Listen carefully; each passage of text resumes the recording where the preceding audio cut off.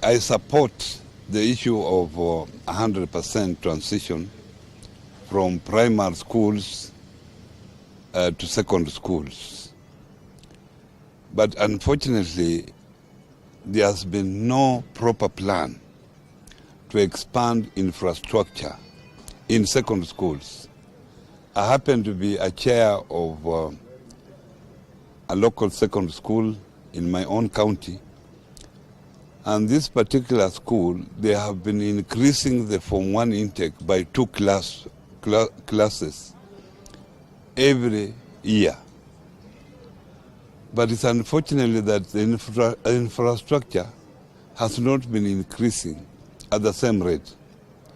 What is happening at the moment, this school now is forced to take over part of the primary school to accommodate the many students that they are supposed to take. This has also forced the head teachers to collect more levies from the parents to cope with this high demand of infrastructure.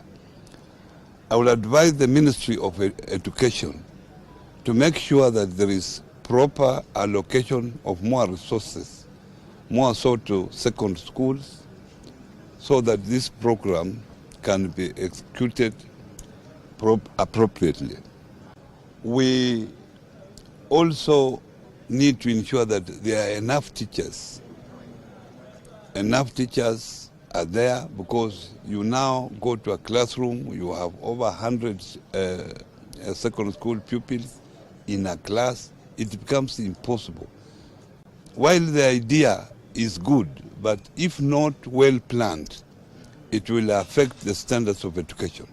Resources that are channeled to CDF at the moment, I think it will be appropriate for all those funds, if they are channeled to education sector, so that CDF is able to build more secondary schools, to equip them, and even build other facilities like libraries, if the standards of education have to be maintained.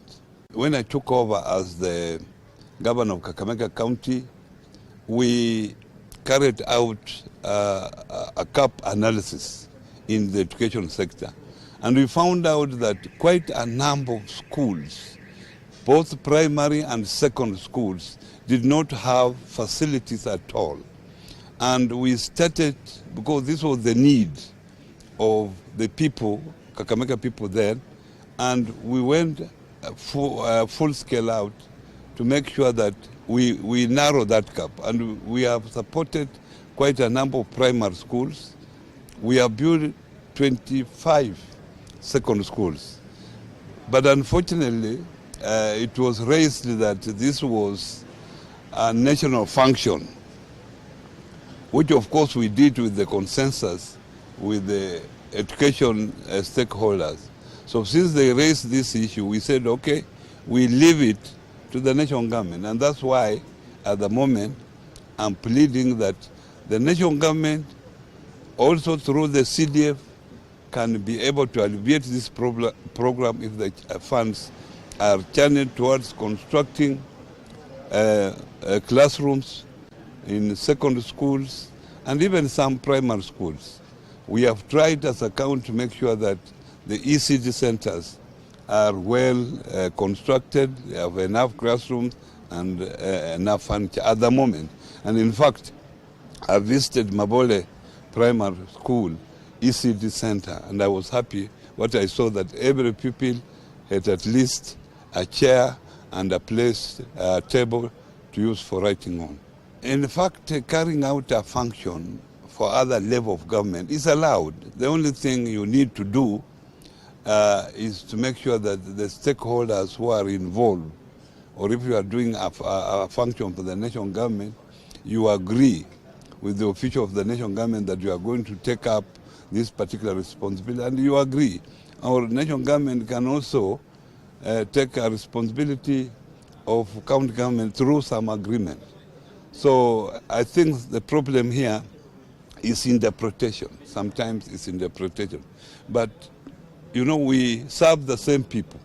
So if people in my county come to my office and say, we want you to help us construct this second school, and if you have the capacity, we have the money to do so, I think there should be no problem in actually helping in construction of that project, because that is what those wananchi need.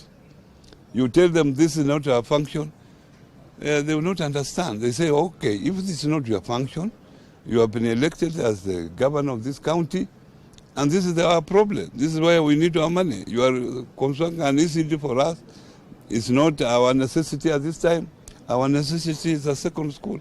So there is this conflict, but the constitution is clear that you need just consultation and concurrence for that responsibility to be carried out by either level of government.